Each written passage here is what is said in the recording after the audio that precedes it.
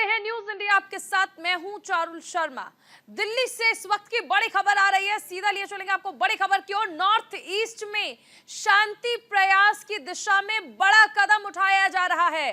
केंद्र सरकार और उल्फा में आज शांति समझौता होगा।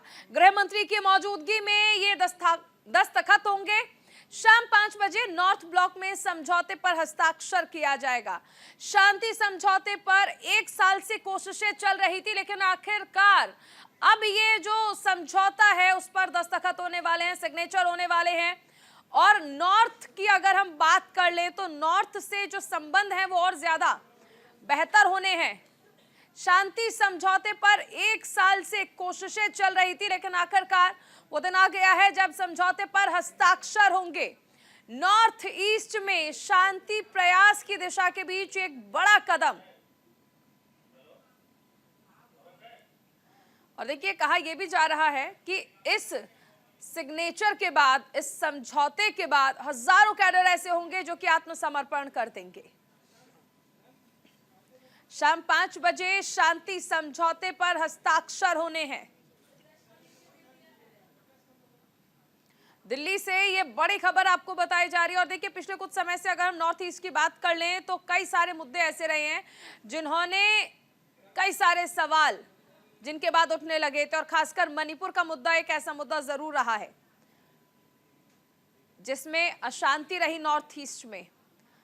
ऐसे में आज शाम 5 बजे एक अहम समझौता होगा। असम में दशकों पुराना संघर्ष जिसका आज अंत होने वाला है।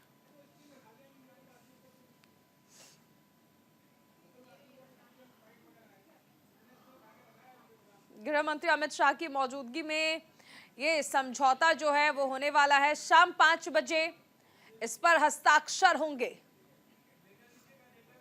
1 साल से कोशिशें चल रही थी, लेकिन आखिरकार इस समझौते पर हस्ताक्षर आज होने वाले हैं। नॉर्थ ईस्ट में शांति प्रयास की दिशा में एक बड़ा कदम इसे माना जा रहा है।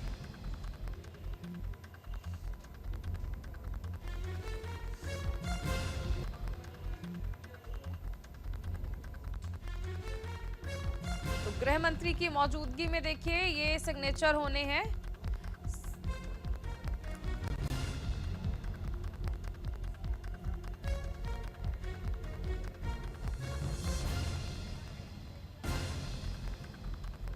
शांति समझौते पर हस्ताक्षर होने हैं।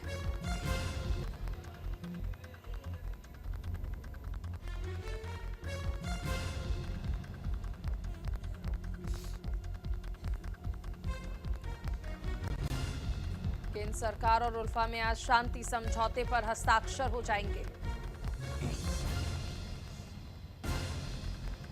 सालों से देखिए असम में शांति बहाल करने की जो प्रयास थे उनका आज अंत हो जाएगा, क्योंकि ये शांति समझौता आज शाम 5 बजे साइन हो रहा है। नॉर्थ ईस्ट में शांति बनाए रखने के लिए ये बड़ी पहल है।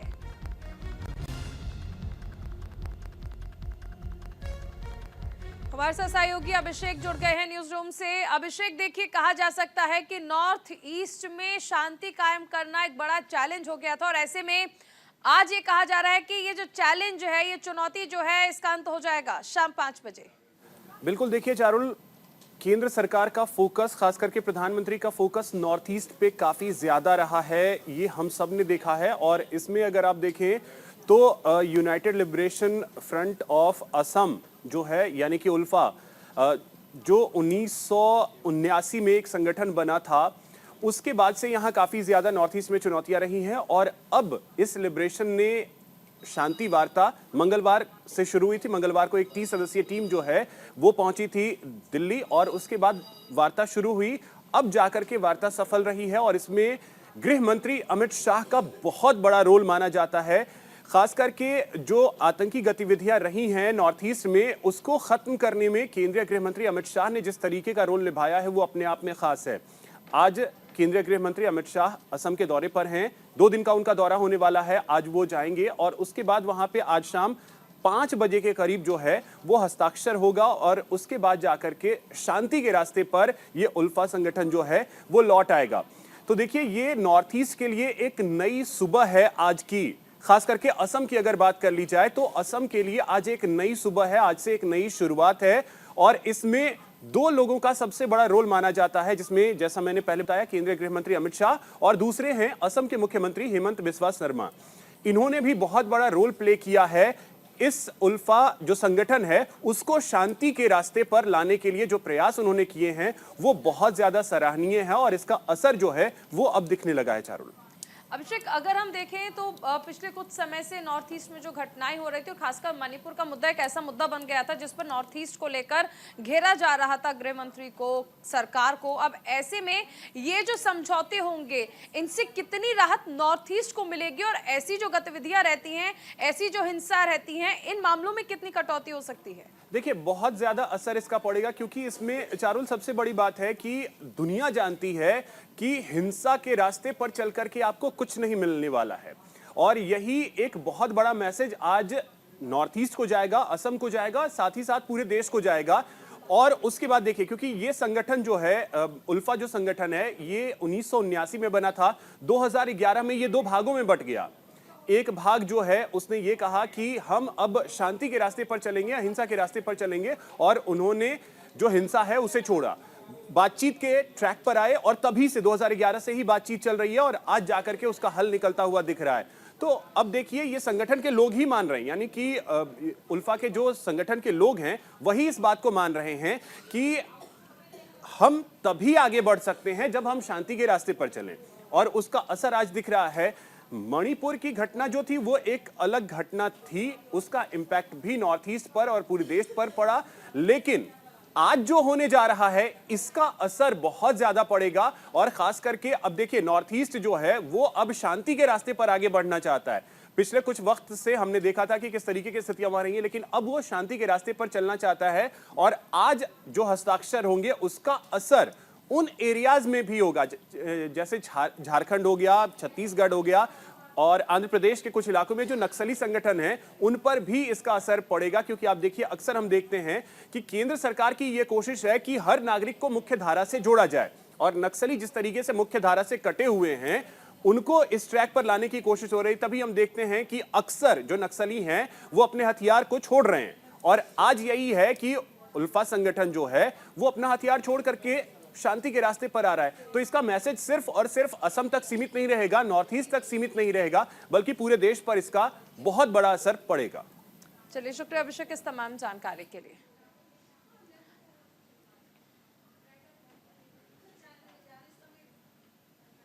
तो आज ये शांति समझौता जो है इस पर साइन होने वाले हैं। 1 साल से इसके लिए कोशिशें की जा रही थी, लेकिन आखिरकार वो दिन आ गया है और असम में दशकों पुराने संघर्ष का अंत आज हो जाएगा।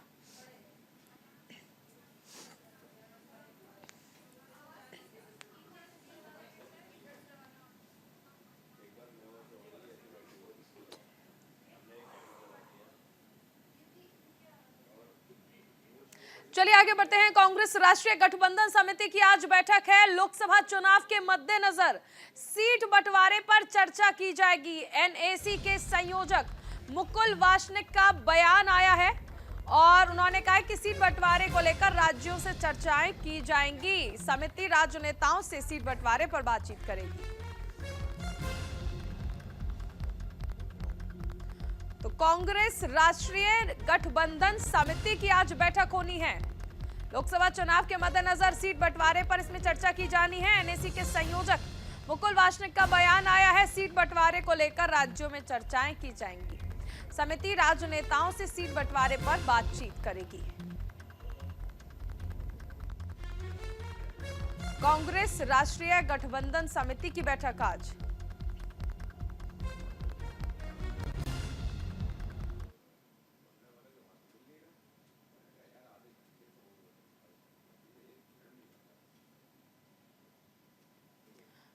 कांग्रेस राष्ट्रीय गठबंधन समिति की यह बैठक कई मायनों में अहम भी है, क्योंकि देखिए एक तरह जो इंडी गठबंधन है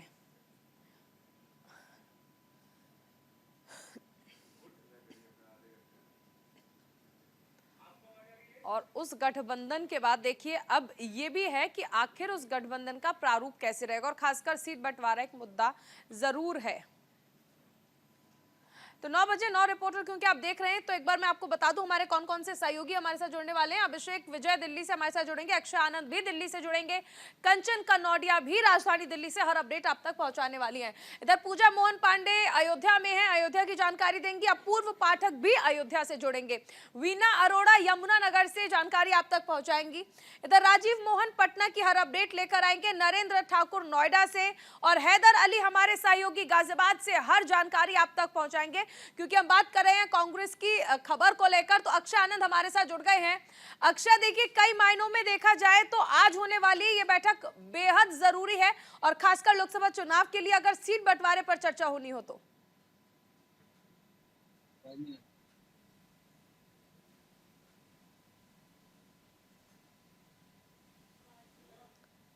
अक्षय सुन पा रहे हैं आप मुझे?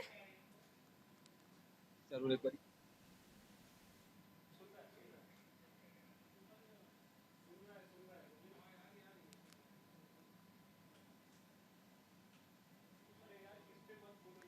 अक्षय मुझे सुन पा रहे हैं आप? आपको आवाज मेरी मिल रही है चारुल? जी मिल रही आवाज। अक्षय, सवाल दोबारा। कांग्रेस की आज ये एक अहम बैठक होनी है और सीट बंटवारे पर चर्चा होगी। चारुल आपको बता दूं कि ये बैठक जो है 2 दिवसीय है। आज और कल दोनों दिन बैठक होगी। बैठक में कन्वेनर जो है मुकुल वासनिक, पूर्व सीएम जो है अशोक गहलोत, भूपेश बघेल, सलमान खुर्शीद, मोहन प्रकाश, ये पांचों लोग आज बैठक करेंगे। ये बैठक एआईसीसी के दफ्तर में होगी और इस बैठक में जो है सभी राज्यों में जो इलेक्शन होने वाले, मतलब लोकसभा जो इलेक्शन होने वाले हैं, इसको लेकर के बैठक होगी। और बैठक में सीट शेयरिंग को लेकर के चर्चा होगी कि किस राज्य में कितने हद तक हम लोग सीट शेयर कर सकते हैं। जैसे बिहार में अभी कल ही की बात है कि कल जैसे खबर आई कि राजद और आरजेडी और जेडीयू 17 सीटों पर चुनाव लड़ेगी और बाकी की सीटें जो है कांग्रेस और वामदल को मिलेगी। तो उसी बात को लेकर के आज ये बैठक होगी, आज और कल बैठक होगी कि किन राज्यों में हमारी ज्यादा पकड़ है और किन राज्यों में हम कितनी सीटें बाकी अपने अलायंस के पार्टीज को दे सकें। चलो बिल्कुल अक्षय, ये भी समझना चाहेंगे कि देखिए एक तरफ तो गठबंधन चल रहा है और दूसरी तरफ सीट बंटवारे को लेकर चर्चा, लेकिन अनबन की खबरें भी आ रही हैं। जैसे ममता बनर्जी कह रही हैं कि हम पश्चिम बंगाल में किसी से गठबंधन नहीं करेंगे। तो ऐसे में एक राष्ट्रीय पार्टी होने के नाते कांग्रेस के सामने कितनी चुनौती रहेगी? बिल्कुल, ये जो बैठक होने वाली है और ये जो कमेटी बनी है, इसी बात को लेकर के कमेटी बनी है चारुल, की जो अलायंस की पार्टीज है, अलायंस के साथ में ये लोग बातचीत करेंगे, बाकी नेताओं के साथ में बातचीत करेंगे कि हम आपके साथ में, हमारी अलायंस तो है, जब अगर अलायंस है तो आपको सीट शेयर भी करना होगा। ठीक है, इस बैठक में यही फैसला लेना है और आगे जब ये बैठक हो जाएगी, बाकी राज्यों के जो प्रभारी है, महासचिव है, उनसे बातचीत की जाएगी। महासचिवों से बातचीत करने के बाद फिर वहां के अलायंस के पार्टीज के साथ में बातचीत होगी कि इतने सीट पर हम सीट बंटवारा करने को तैयार हैं। क्योंकि ये कमेटी भी उसी के लिए बनी है कि डायरेक्टली अगर हम बातचीत नहीं कर सकते हैं, क्योंकि खड़गे चाहे राहुल गांधी डायरेक्टली तो बात नहीं करेंगे ममता बनर्जी ममता से, चाहे अरविंद केजरीवाल से। तो ये बैठक इसलिए होनी है कि ये जो बनी है कमेटी बनी है, ये 5 सदस्य हैं, ये प्रभारियों से बातचीत करेंगे, राज्य के प्रभारियों से बातचीत करेंगे और वो प्रभारी जो है वहाँ की पार्टीज के प्रभारी से, स्टेट प्रभारी से बातचीत करेंगे कैसे सीट शेयरिंग की बात पर आगे बात बने। चलिए शुक्रिया अक्षय इस तमाम जानकारी के लिए।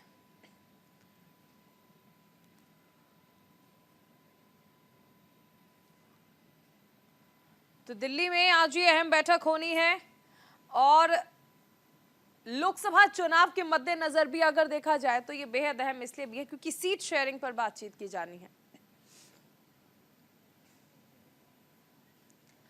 आगे बढ़ते हैं, दिल्ली में जेडीयू की मैराथन बैठक जारी है। जेडीयू राष्ट्रीय कार्यकारिणी की बैठक है, सुबह 11:30 बजे कार्यकारिणी की ये बैठक रखी गई है, 3:30 बजे राष्ट्रीय परिषद की बैठक और कई मुद्दों पर देखिए चर्चा की जानी है। शाम 5:30 बजे प्रेस कॉन्फ्रेंस रखी गई है। बड़ी खबर आपको बताई जा रही है, जेडीयू की बैठक जो है मैराथन बैठक वो लगातार जारी है और ऐसे में आज राष्ट्रीय परिषद की बैठक है, कल पदाधिकारियों की बैठक हुई थी। कई मुद्दों पर देखिए इसमें चर्चा होगी।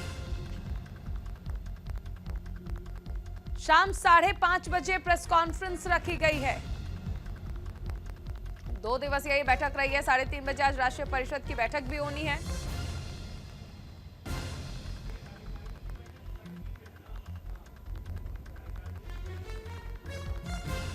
राष्ट्रीय परिषद की बैठक 3:30 बजे और कार्यकारिणी की बैठक सुबह 11:30 बजे होनी है।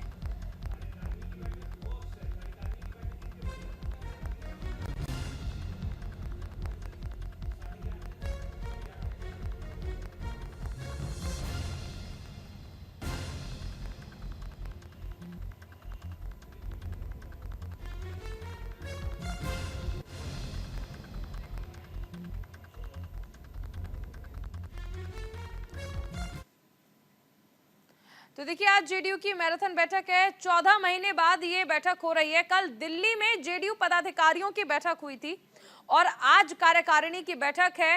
राष्ट्रीय कार्यकारिणी की बैठक आज है और इसके बाद देखिए परिषद की भी बैठक होनी है। सुबह 11:30 बजे कार्यकारिणी की बैठक रखी गई है और उसके बाद 3:30 बजे राष्ट्रीय परिषद की बैठक होनी है।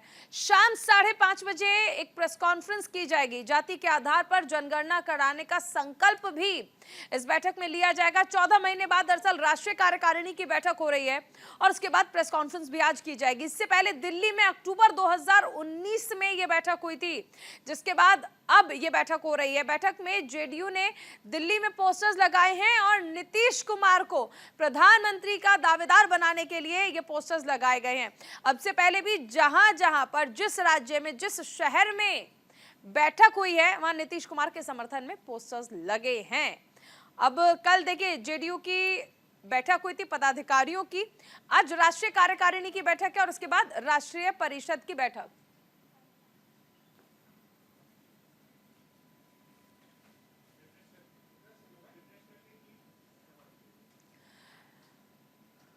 तो दोपहर 3:30 बजे ये बैठक रखी गई है और ललन सिंह के इस्तीफे पर भी इसमें चर्चाएं की जाएंगी। आज जेडीयू राष्ट्रीय कार्यकारिणी की बैठक है और शाम 5:30 बजे प्रेस कॉन्फ्रेंस।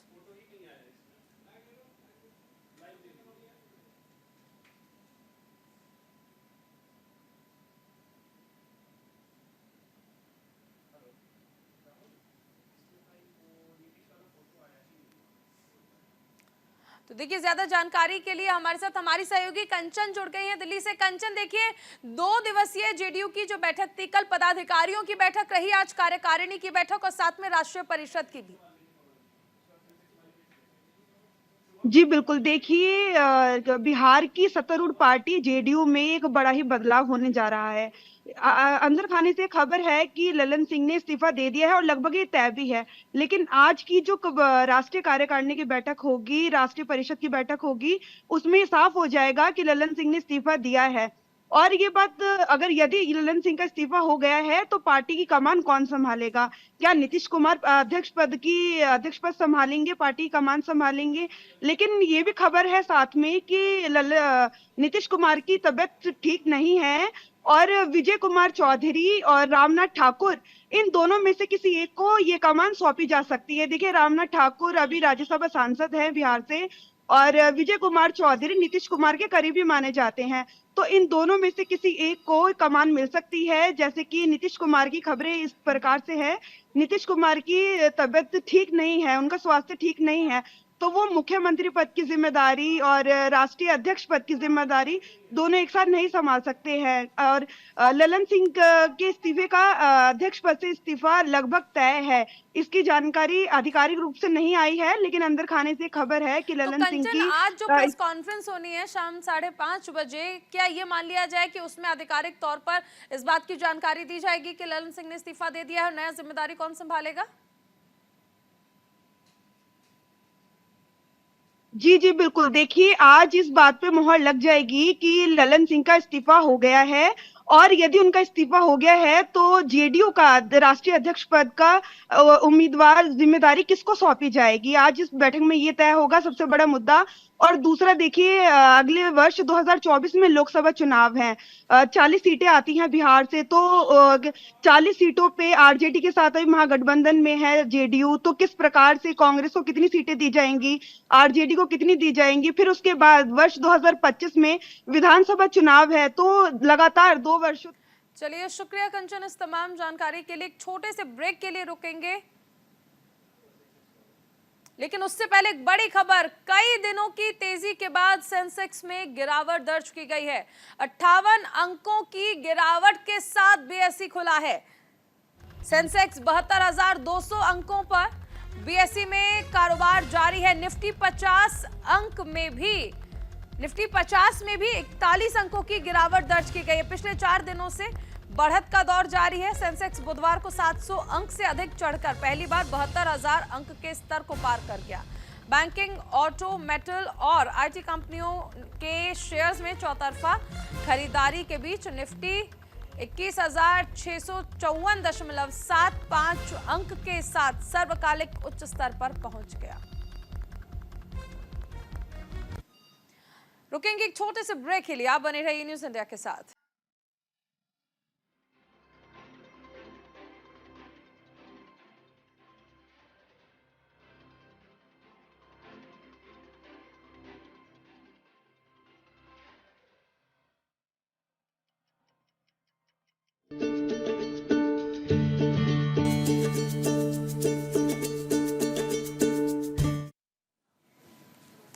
ब्रेक के बाद स्वागत है आपका। बात करेंगे अयोध्या की, और इस बीच एक बड़ी खबर। ससुराल के जल से होगा रामलला का अभिषेक। नेपाल से आज शुद्ध जल पहुंचेगा अयोध्या। प्राण प्रतिष्ठा से पहले रामलला का जलाभिषेक किया जाएगा। 22 जनवरी को रामलला की प्राण प्रतिष्ठा की जाएगी। तो बड़ी खबर आपको बताई जा रही है। ससुराल के जल से होगा रामलला का जलाभिषेक। नेपाल से आज शुद्ध जल अयोध्या पहुंचेगा। प्राण प्रतिष्ठा से पहले रामलला का जलाभिषेक किया जाएगा। 22 जनवरी को रामलला की प्राण प्रतिष्ठा की जाएगी।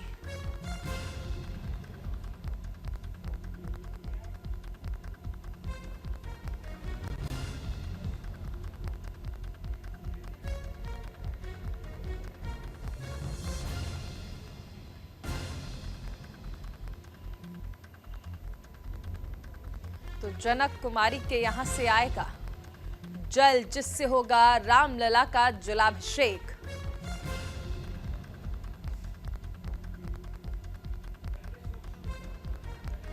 बड़ी खबर आपको बताई जा रही है। रामलला के जलाभिषेक के लिए जल नेपाल से आएगा और आज ये जल जो है वो पहुंचने वाला है। प्राण प्रतिष्ठा से पहले रामलला का जलाभिषेक किया जाएगा और ये शुद्ध जल नेपाल का होगा। नेपाल जहां की जनक कुमारी थी,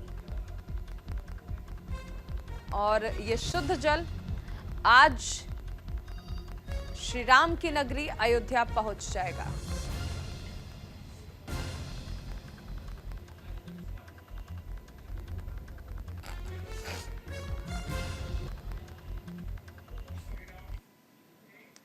तो प्रधानमंत्री मोदी देखिए अयोध्या पहुंचेंगे, जिसके लिए अयोध्या को अभेद किले में तब्दील कर दिया गया है। और ऐसे में अयोध्या में भारी पुलिस बल तैनात किया गया है। पीएम की सुरक्षा में 3 डीआईजी तैनात किए जाएंगे। 17 एसपी प्रधानमंत्री की सुरक्षा में तैनात किए जाएंगे। 40 एएसपी और 82 डीएसपी इसमें तैनात रहेंगे। 90 इंस्पेक्टर सुरक्षा के लिए लगाए गए हैं। तो श्रीराम एयरपोर्ट को फूलों से सजाया जा रहा है, फूलों से सजावट की जा रही है। नेपाल हाईवे, माफ कीजिएगा, नेशनल हाईवे, धर्मपथ और रामपथ में भी फूलों से सजावट की जा रही है। कोलकाता, दिल्ली, कानपुर से सैकड़ों कुंटल फूल मंगाए गए हैं। तो पीएम मोदी के अयोध्या दौरे को लेकर तैयारियां जो हैं वो चल रही हैं, और ऐसे में 400 फ्लावर डेकोरेटर्स काम में जुटे हुए हैं ताकि अयोध्या को और सजाया जा सके और संवारा जा सके और भव्य और दिव्य नजर आए अयोध्या। कुल 15 किलोमीटर का जो इलाका रहेगा उसे फूलों से सजाया जाएगा। श्री राम एयरपोर्ट में फूलों की सजावट की जाएगी। नेशनल हाईवे, धर्मपथ और रामपथ में फूलों की सजावट की जाएगी। कोलकाता, दिल्ली और कानपुर से सैकड़ों कुंटल फूल मंगाए जाएंगे। श्री राम एयरपोर्ट पर फूलों से सजावट की जा रही है।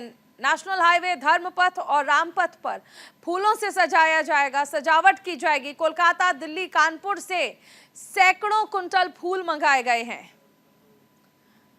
करीब 250 कुंटल से ज्यादा गेंदे के फूल मंगाए गए हैं जिनका उपयोग किया जाएगा।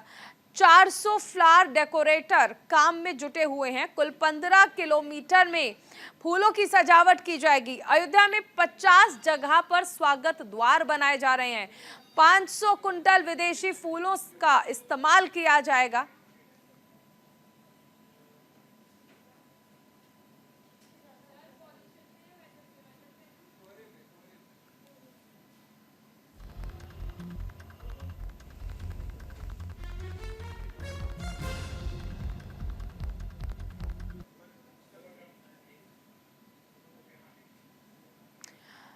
तो पीएम की सुरक्षा में किस तरह से पुलिस बल तैनात रहने वाले हैं वो भी आपको बताते हैं। 17 एसपी प्रधानमंत्री की सुरक्षा के लिए तैनात किए गए हैं और इसी के साथ 40 एएसपी और 82 डीएसपी तैनात रहेंगे। ये क्योंकि प्रधानमंत्री जब पहुंचेंगे तो एक अभेद किले में अयोध्या को तब्दील कर दिया जाएगा। सीसीटीवी से निगरानी रखी जाएगी। 1000 कांस्टेबल्स को तैनात किया जाएगा। 3 डीआईजी तैनात किए जाएंगे। 17 एसपी प्रधानमंत्री की सुरक्षा में तैनात रहने वाले हैं। 40 एएसपी और 82 डीएसपी भी तैनात करे गए हैं। 90 इंस्पेक्टर सुरक्षा घेरे का हिस्सा रहेंगे। सीसीटीवी और ड्रोन के जरिए लगातार नजर रखी जाएगी। एटीएस कमांडो, केंद्रीय बल और जीआरपी को भी तैनात किया गया है।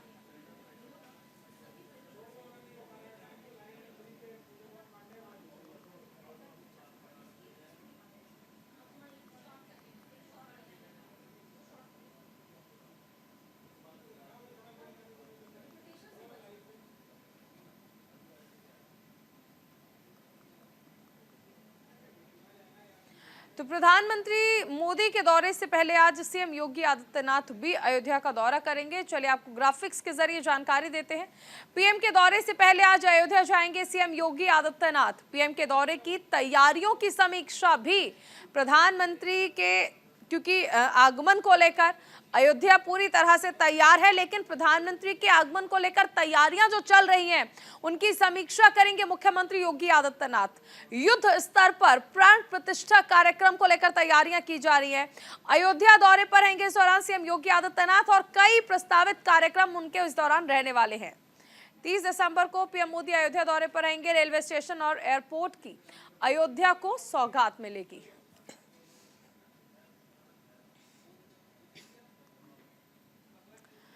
तो 9 बजे 9 रिपोर्टर में हमारे सहयोगी ग्राउंड जीरो से बने हुए हैं। पूजा मोहन पांडे अयोध्या से हमारे साथ जुड़ी हैं। पूजा, आज मुख्यमंत्री योगी आदित्यनाथ पहुंच रहे हैं तैयारियों का जायजा लेने के लिए। बिल्कुल, देखिए चारुल, आपने 2 खबरों का जिक्र किया, प्रधानमंत्री नरेंद्र मोदी के दौरे का, सुरक्षा चक्र का और साथ में फ्लावर डेकोरेशन का और योगी आदित्यनाथ के दौरे का। तो तीनों ही खबरों पर मैं आती हूं। सबसे पहले सुरक्षा चक्र की मैं बात करूं तो देखिए वहां पर जो पुलिस अधिकारी हैं उनकी मीटिंग चल रही है। ये धर्मपथ पर इस समय हम खड़े हैं, पुलिस अधिकारियों की मीटिंग चल रही है और बिल्कुल ठीक कहा आपने, 3 डीआईजी जो है सुरक्षा घेरे को और पुख्ता मजबूत करने के लिए तैनात हैं और इसी तरीके से पूरी अयोध्या को बैरिगेटिंग्स जगह जगह पर लगा करके कई सारे चेक पोस्ट बनाए गए हैं और पूरी अयोध्या को 3 से 4 जोन्स में डिवाइड किया गया है। Green zone, orange zone, yellow zone और रेड जोन। रेड जोन जो कि जन्मभूमि के पास का क्षेत्र है, उसके आसपास जाने की किसी को भी इजाजत नहीं है, फिर चाहे वो कोई अधिकारी हो या फिर हम मीडिया कर्मी हो, किसी को भी वहां पर जाने की अनुमति नहीं है। इसके अलावा येलो जोन तक की परमिशन है, वो परमिशन भी आज खत्म हो रही है। साथ में देखिए पुलिस अधिकारी यहाँ पर लगे हुए हैं। धर्मपथ का मैंने पहले जिक्र किया था, तो सूर्य देवता की प्रतिमा जिसका लगातार काम भी चल रहा है, मध्य में सूर्य देवता की प्रतिमा आपको दिखाई देगी। 7 घोड़ों पर विराजमान सूर्यदेव जिनकी साज सज्जा चल रही है। सुरक्षा घेरे के लिए पुलिसकर्मी लगातार मीटिंग्स कर रहे हैं ताकि सुरक्षा घेरा चाक चौबंद किया जा सके। पुलिस अधिकारी और जिस तरीके से आपने जिक्र किया है कि माफ कीजिएगा 1000 से ज्यादा तादाद में जो सुरक्षा कर्मी हैं वो इस समय तैनात हैं, कांस्टेबल्स तैनात किए गए हैं, तो ठीक वही जो पुख्ता सुरक्षा घेरा है वो नजर आ रहा है। बैरिगेटिंग्स हैं और बैरिगेटिंग्स के ऊपर काले कलर के जो तार होते हैं जिनमें थोड़ा सा वायरिंग होता है वो भी नजर आ रहा है ताकि इसको किसी भी तरीके से क्रॉस ना किया जा सके। अब आपका अगला सवाल जो सजावट को लेकर के था, सजावट पर मैं आती हूँ। देखिए, सजावट के लिए गेंदे के फूलों का इस्तेमाल किया गया है। कल शाम को भी न्यूज इंडिया ग्राउंड जीरो पर मौजूद था। ये तस्वीरें दिखाते हैं, ये वो घंटी है जिसे तैनात किया जाएगा, यानी जिसे लगाया जाएगा राम मंदिर में। 600 किलोग्राम इसका वजन है, से बनाया गया है और राम मंदिर में इसे लगाया जाएगा। रामेश्वरम से देखिए इसे मंगाया गया है, रामेश्वरम से आई है ये।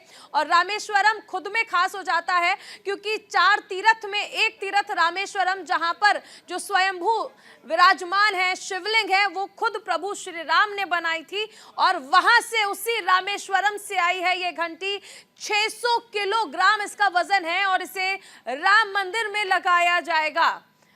तो ये है वो घंटी जिसे रामेश्वरम से मंगाया गया है, रामेश्वरम से जो आई है।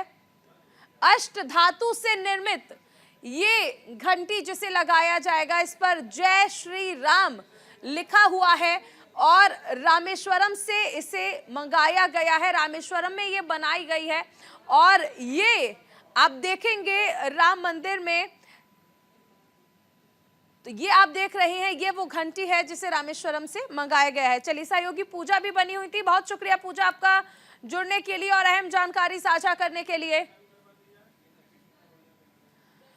तो देखिए, अब अलग अलग जगह से जो वस्तुएं हैं, जो चीजें हैं जिनका धार्मिक महत्व है वो पहुंचने लगी हैं अयोध्या। आज शुद्ध जल भी पहुंच रहा है।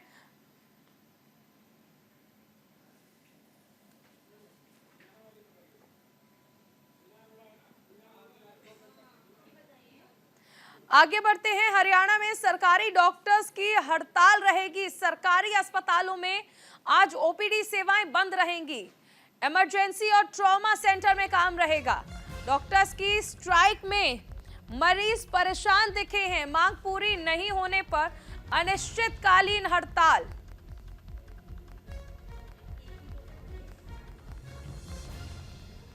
तो हरियाणा में हड़ताल पर हैं सरकारी डॉक्टर्स और इस स्ट्राइक को देखते हुए मरीज भी परेशान हो गए हैं। मांग पूरी नहीं होने पर अनिश्चितकालीन हड़ताल की जाएगी। हरियाणा में डॉक्टर्स हड़ताल पर रहेंगे।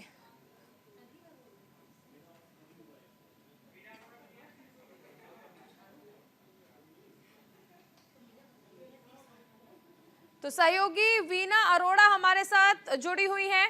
वीना, आपके पास आएंगे। सरकारी डॉक्टर्स जिस तरह से हड़ताल पर चले गए हैं, ऐसे में मरीजों को कई सारी समस्याएं हो रही हैं।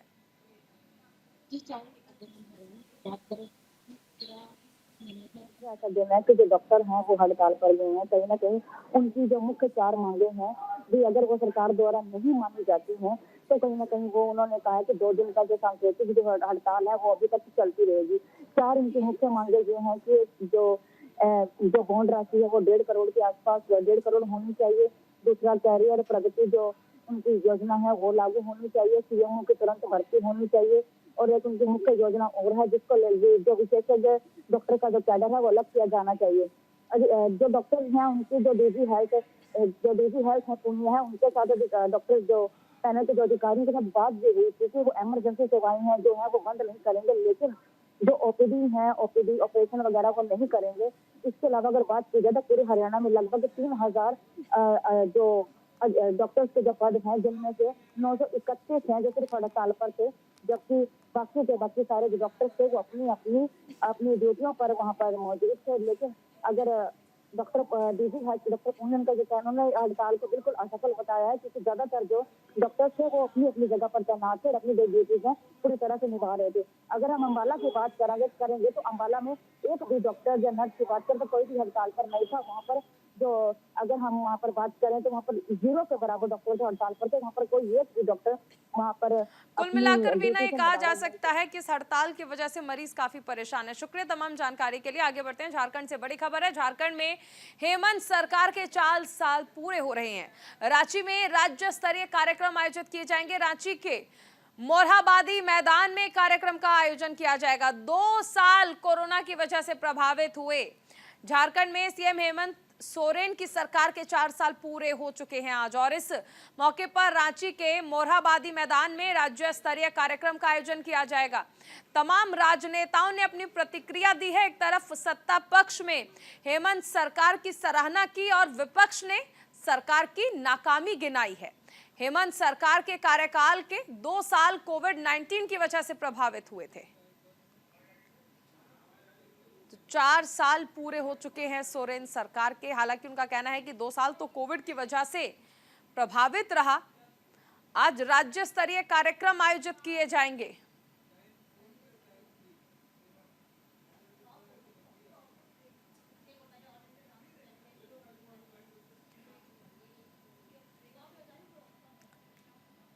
तो चलिए, हमारे साथ हमारे सहयोगी बने हुए हैं, राजीव हमारे साथ जुड़े हुए हैं। राजीव, देखिए, अगर हम देखें तो सोरेन सरकार के 4 साल पूरे हो चुके हैं और राज्य स्तरीय कई सारे कार्यक्रम आयोजित किए जाएंगे। देखिए, बिल्कुल झारखंड सरकार ने अपने 4 साल पूरे किए हैं। इस अवसर पर कार्यक्रमों का आयोजन किया जा रहा है। लेकिन देखिए, झारखंड में जिस तरह से 4 सालों में 2 साल जिस तरह से कोविड रहा है और झारखंड के लिए जो पिछड़ा राज्य माना जाता है, वहाँ कोविड को झेलना बहुत ही मुश्किल था। लेकिन मुख्यमंत्री जो हेमंत सोरेन है, उन्होंने कहा कि इस कोविड को भी झारखंड ने झेला है और उसके बाद जो है विकास की गति को तेज रखा है। उन्होंने दावा किया कि किसानों के लिए, युवाओं के लिए, महिलाओं के लिए और जो ग्रामीण क्षेत्र, चूंकि झारखंड में तकरीबन 80% लोग जो है गाँव में रहते हैं, तो उनका कहना है कि उन्होंने जिस तरह से कार्यक्रम को डिजाइन किया, अगर केंद्र सरकार उनको इस मामले में हेल्प करती, उनकी मदद करती, सहयोग करती, तो ज्यादा विकास कर पाते। लेकिन फिर भी उन्होंने कहा कि तमाम चुनौतियों को पार करते हुए उन्होंने सभी नागरिकों के लिए, सभी वर्गों के लिए काम किया है। हालांकि हेमंत सोरेन ने जो कुछ भी कहा है उसको भाजपा, जिसका दावा है कि झारखंड में उनकी 13 साल की सरकार रही, जबकि यूपीए की झारखंड में लगभग 10 साल सरकार पूरे हुए हैं, तो उनका कहना है कि 13 साल में जो झारखंड में जितना काम हुआ है और उतना हेमंत सरकार जो है काम नहीं की है, और उसकी तुलना करते हुए जो भाजपा की तरफ से एक आरोप पत्र जारी किया गया है। तो ये कह सकते चलिए, हैं भाजपा कि विपक्ष में है और विपक्ष का काम है सरकार की आलोचना करना। शुक्रिया तमाम जानकारी के लिए राजीव। चलिए आगे बढ़ते हैं। दिल्ली एनसीआर में कोहरे का कोहराम देखने को मिल रहा है। 2 दिनों के लिए स्कूलों में अवकाश घोषित कर दिया है। नोएडा में शिक्षा विभाग ने यह आदेश जारी किया। गाजियाबाद में भी आदेश जारी किया गया। नर्सरी से 12वीं तक के सभी स्कूल बंद रहेंगे। यूपी में घने कोहरे को लेकर रेड अलर्ट जारी किया गया है। कोहरे से 17 उड़ान प्रभावित हैं। रेड अलर्ट के कारण कई ट्रेन रद्द की गई हैं। लोग अलाव का सहारा ले रहे हैं। बड़ी खबर आपको बताई जा रही है। नोएडा में शिक्षा विभाग की ओर से 2 दिन की छुट्टियों का ऐलान किया गया है। बढ़ते कोहरे की वजह से यह फैसला लिया गया है। 17 उड़ान भी प्रभावित हुई हैं। रेड अलर्ट जारी कर दिया गया है और कई ट्रेन रद्द कर दी गई हैं। कोहरे की वजह से विजिबिलिटी देखिए पूरी तरह से कम हो चुकी है और ऐसे में एहतियातन छोटे बच्चों की स्कूलों की छुट्टियां कर दी गई हैं। 2 दिन के लिए फिलहाल देखिए ये छुट्टी की गई है। शिक्षा विभाग की ओर से आदेश जारी किया गया।